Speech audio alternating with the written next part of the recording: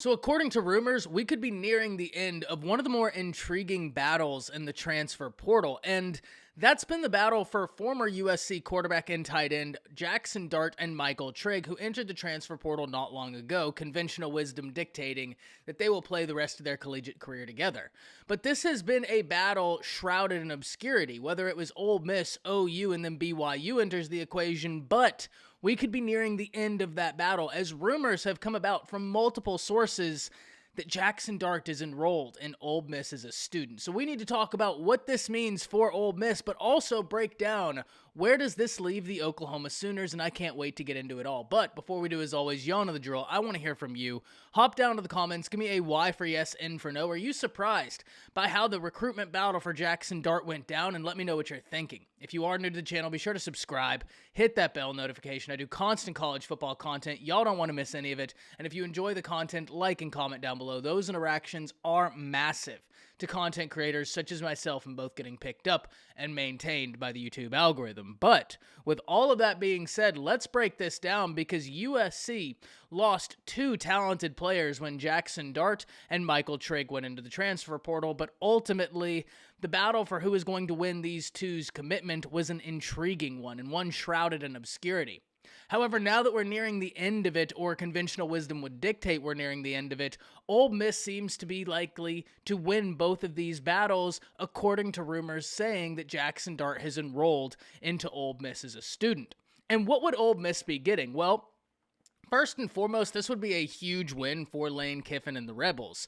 Lane Kiffin and company losing their starting quarterback as he's going to the NFL, and they're sitting in a position where, yes, they have a blue-chip prospect as a quarterback waiting, who, under Lane Kiffin and with the offense Kiffin likes to run, would probably find himself success.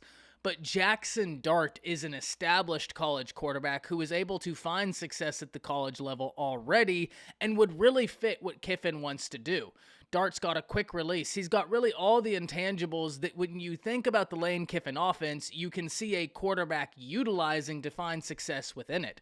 And the interesting thing is it's a win-win for both parties, right? If you're looking at this from Ole Miss's perspective, you get a talented quarterback who a lot of institutions not only wanted coming out of high school, but had they been able to enter the Final Two, would have traded places with either Ole Miss or Oklahoma to try and get Jaxson Dart out of the transfer portal. He is that good, and a lot of teams searching for quarterbacks would have loved to have been in the Final Two for his commitment. And so for your Ole Miss, you're getting in a very talented quarterback, someone who's already found success at the D1 level and is now looking to continue that elsewhere, and he's bringing in a talented tight end that has got a lot of upside in Michael Trigg. And when you look at how, once again, Lane Kiffin utilizes players within that offense, Trigg could be a mismatch within it. And so it is an intriguing duo coming in together. But for Jaxson Dart, you go from USC, but now you find yourself possibly being coached by Lane Kiffin if Ole Miss is the move he ultimately ends up making. Given the sources that have reported that he's enrolled into Ole Miss, it seems all but certain at this point, but it's never over until it's finally over. If you are Jaxson Dart and you do choose Ole Miss, you're looking at a situation where you get to continue your collegiate career in a system that's put up big numbers offensively. I mean, Ole Miss has been a top 10 offense almost perennially under Lane Kiffin, and that doesn't look to stop now, especially with Jaxson Dart coming in, and they're going to figure out a way to be successful, right? It's just what Lane Kiffin does, and we know this at this point. But also, just kind of speaking about offense, we can take it a step further down and focus more narrowly on the quarterback in and of itself. And Lane has had constant success giving quarterbacks massive numbers while they're playing. And he's someone that is one of the foremost minds of offensive football in college football. Ultimately, when we look at the Final Two on this, Jaxson Dart had OU and Ole Miss.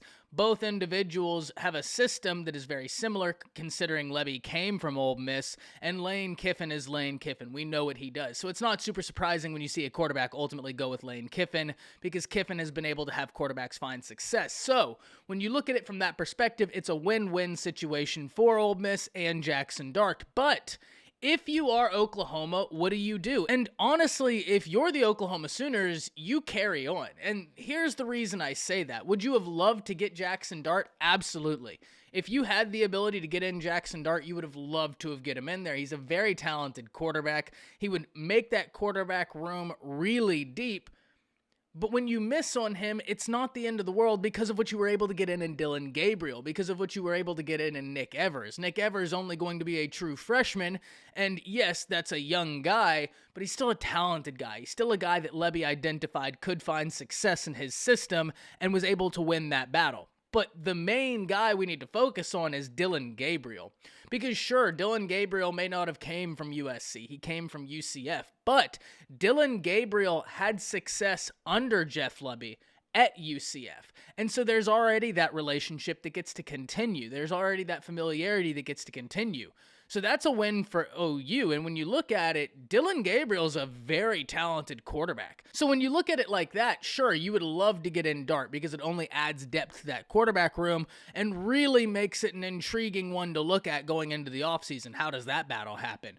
Because Dillon Gabriel and Dart would have been battling it out, and I would have loved to watch those practices. But when you don't get Dart, it's not the end of the world because of something I've been praising the Brent Venables staff for since he got there. And that is this staff isn't waiting. And that's awesome and necessary within college football. I've talked about this before on the live stream, but the previous OU staff got caught multiple times in recruiting where they would put all their eggs into one basket, and if that didn't work out, they were kind of left high and dry. But that does not look to be the case for the Brent Venables era, because as soon as Caleb Williams entered his name into the transfer portal, boom, they got a quarterback they liked, and why wouldn't you? As much as you would love to have Caleb Williams come in, as much as you would love to have Jaxson Dart, you know you like Dillon Gabriel. You know that's a guy that can find success in Lebby's system. It's already happened, and he didn't have the weapons OU has.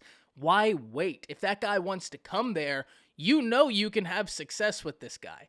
Bring him on in. And that's exactly what OU did. So now when we fast forward almost a month and OU may not win the battle for Jaxson Dart, OU can sit there and say, yeah, that'd have been nice to get him in, but oh well, and continue going forward because they didn't put themselves in a position where this was a must win. They already got a guy that they feel like can lend himself to success for their program, and vice versa, they can lend success to the rest of his development with Jeff Lebby being there, with the weapons that he will now have at OU in the running back category, the offensive line category as they continue to improve, and especially in the wide receiver category. So, at the end of the day, with Jaxson Dart possibly heading to Ole Miss, that's a win-win in that regard. Jaxson Dart gets to continue his collegiate career getting developed by Lane Kiffin, who's one of the premier minds in offensive football in all of college football, and probably all of football in general, including the NFL. Lane Kiffin is that dude when it comes to offense, and we all know this. So,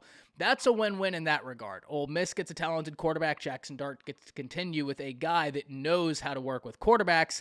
But on the flip side, what does it mean for OU as they were the other team in this battle? And even though OU would have loved to have come away with this saying, oh yeah, we got Jaxson Dart, they're not worried about it because they didn't wait. They didn't put themselves in a position where it was completely necessary to get Jaxson Dart. They would have loved to have gotten Jaxson Dart because it would have created unreal depth in that quarterback room, but they didn't wait. They got Dillon Gabriel, a very talented quarterback. I'm very interested in seeing how he develops, and I'm really interested in hearing from y'all about the entirety of this situation because I know as many people were intrigued by it, more people are probably glad that it's kind of winding down and coming to an end. Can't wait to hear what y'all are thinking.